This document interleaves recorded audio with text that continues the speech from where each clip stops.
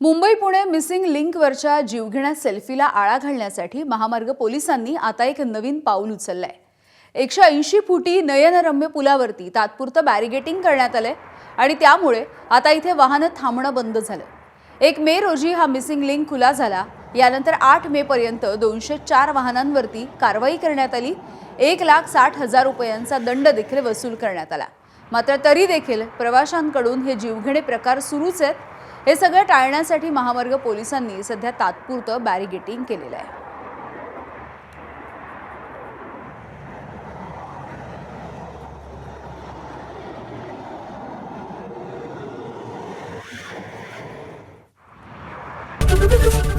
ABP माझा, उघडा डोळे बघा नीट।